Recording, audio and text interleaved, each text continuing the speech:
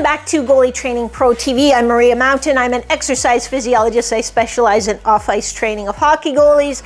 And today we are talking about the not the lowly MiniBand, the spectacular MiniBand. So it's one of the simplest tools you can use. It's a super effective tool, especially for some of the things that a goalie needs, but it's also an often misused tool. So I'm going to give you some exercises today. I think there are about 5 of them, showing you how you can use this effectively to improve the function of your hips so you can improve your performance on the ice. Let's go.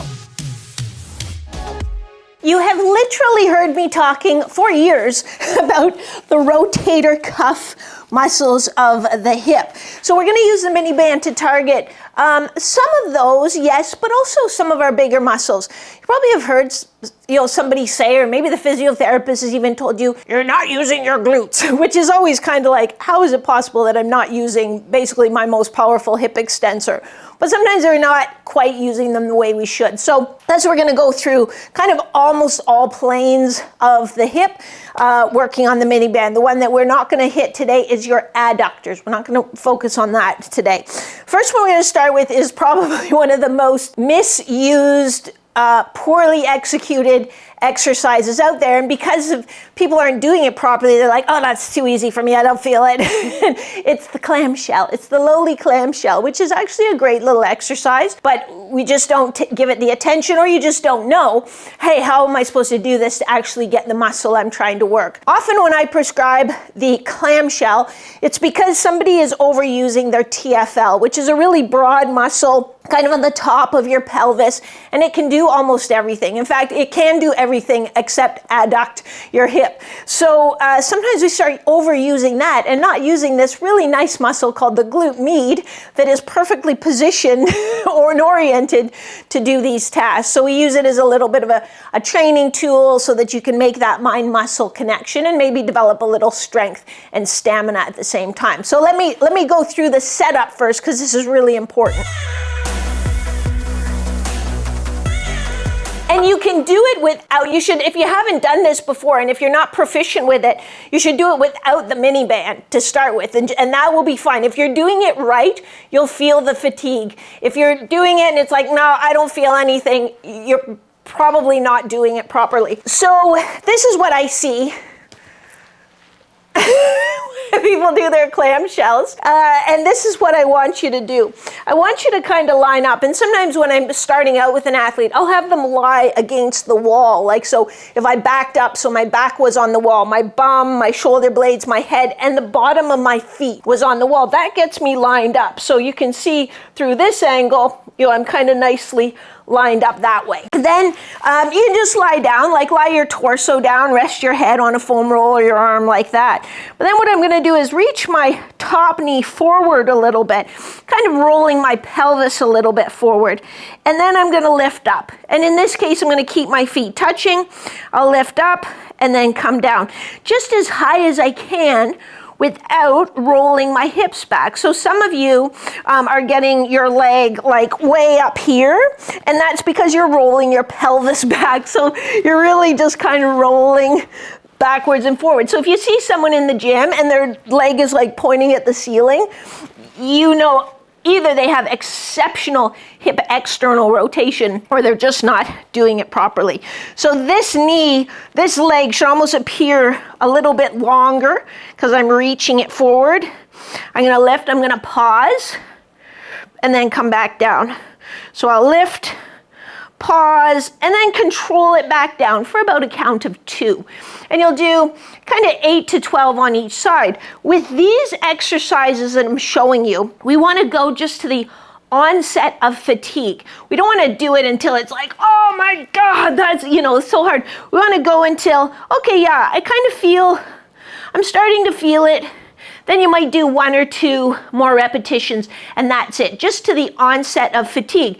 Because what we don't want is putting more load on that muscle, whatever it is we're targeting, than that muscle can handle, or that neural pathway can handle. So then what happens is your body says, oh, well, she still wants me to do that. Aha, I have another way that I have a habit, this other way that I do it, this compensation way that I do it. And so then you're just making a compensation strong stronger.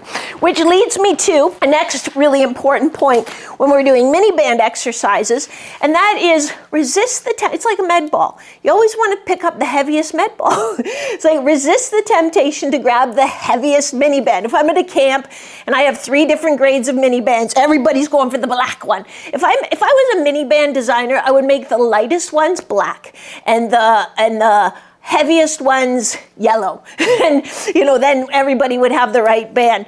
But yeah, we these muscles and the exercises we're doing with these, we're not trying to train power, we're not trying to train max strength, we're trying to train some awareness. So even when you're doing this clamshell, you should feel that, like if you have a seam on your shorts, you should feel it behind the seam. Maybe sometimes you even put your finger there and kind of feel that you're using that part of the muscle to do the work. So that's kind of how we're using these. So it is not as helpful to use a heavy MiniBand. We have other tools that we use for building your max strength. Let's go on to the next exercise. The next one we're going to get into is a standing MiniBand abduction. And we're going to do a couple different versions of this. So I have this MiniBand just above my ankles, and I'm going to slightly bend my knees, and I'm going to bring my hip into a little bit of extension. So a little bit, my toe is sort of even with my midfoot, but I'm going to come straight out to the side. So there's just that little bit, tiny bit of extension. Again, I want to feel that I'm using sort of my lateral hip. That TFL I was telling you about, it will be active when you do this as well. Notice that my toes are pointing straight ahead, or if you wanted to get a little bit more of that glute, you could even turn your toes in a teeny bit. What I'm not doing is turning my toe out, and you can feel the difference. If you put your thumb just across the front of your hip like that and go out to the side, okay, you feel tension there. But if you turn your toe out, now that is doing all the work, and this is completely relaxed. So when I turn my toe out, well, I'm actually teaching my hip flexor to abduct, which is not going to help me on the ice. If I'm pushing in the crease, if I need to go from post to post, it wouldn't be a good idea for me to turn my skate that way and try to kick myself over.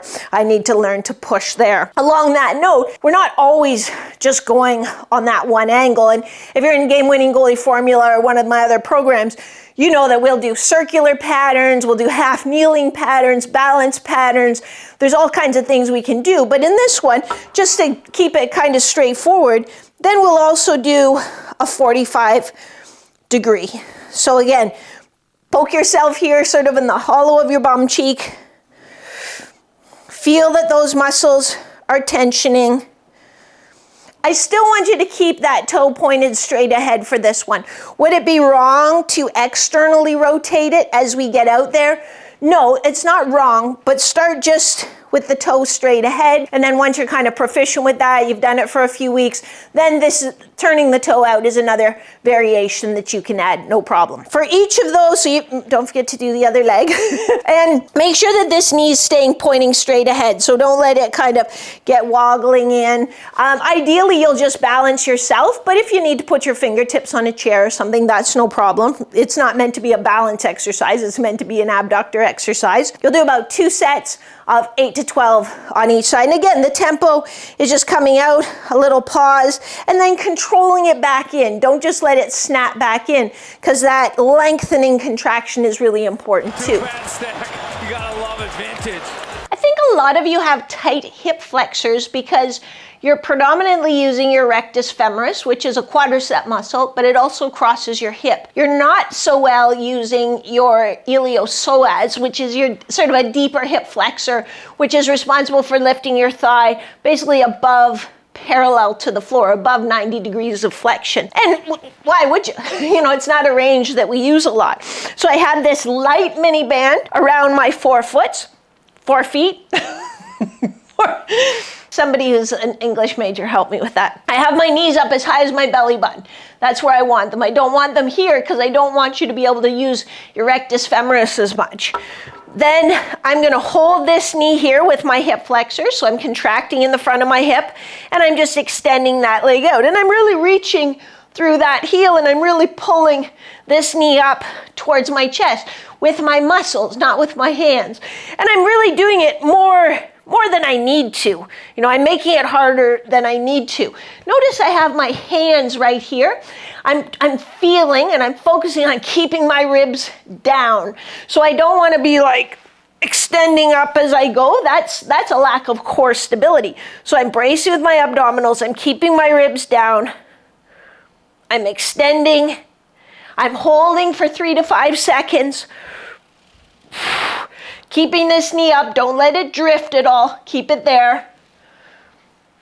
And I'll do 5 on each side. This is one where you could use a slightly heavier MiniBand. I'm going to bring this up to just above my knees, keeping tension out on the band. And I'm going to do an opening step. But what I want is my hips and my torso to go together. So I'm doing what's called pelvis on femur rotation. My femur is staying stationary.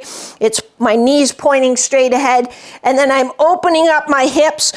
So I'm using this bum cheek to keep that knee pointing straight ahead because it wants to just fall with me. And then I'm stepping here.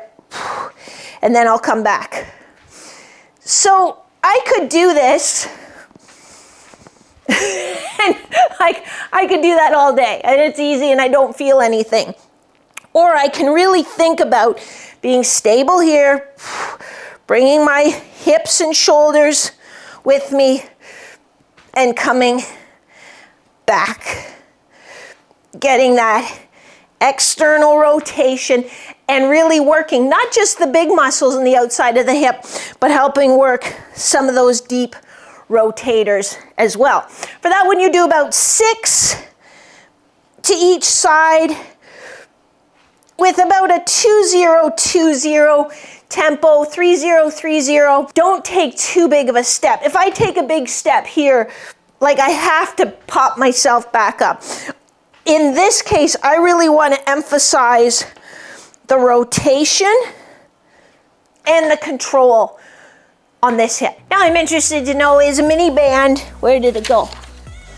Is a MiniBand a tool that you use in training? Do you have any favorite exercises that you use? Any funny MiniBand stories? Sometimes when they snap, it can be a little tragic or quite comical. Make sure you drop them in the comments below. But let's just kind of review the key points. Number 1, know what you're trying to train when you do it. Because if you don't really know, okay, what's this trying to work? Oh, I should feel this in my hip flexor, last exercise. Oh, I should feel this in the front of my hip.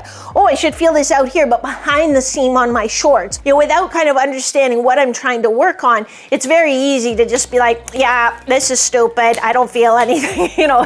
and you hear that in the gym all the time. This is one I almost always include when I do camps, because it gets everyone's attention because they think, oh, that's so stupid, this is so simple.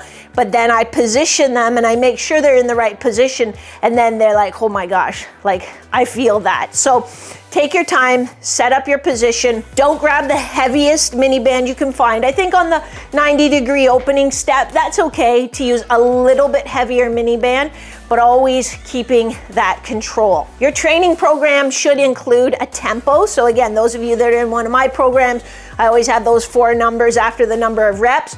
Make sure you're adhering to the tempo as well. How long are you supposed to hold that? What's the eccentric supposed to be? Because that's your trainer's way of giving you the specific dose for the outcome that they're trying to get from prescribing that exercise in the first place. If you want to see exactly how I do it, if you want to get access to my custom off-ice goalie training programs, just head over to goalietrainingpro.com and click on the training programs link at the top of the page, and that'll have all the information there for you. And now is when I ask you if you got any benefit out of this video or learned anything new or just thought, that was interesting. Make sure you hit the thumbs up. Don't forget to subscribe. If you've subscribed, hit the bell. And if you hit the bell, then you know what? I'll make you a new video for next week, and I will see you next week. Same bad time, same bad channel. See ya.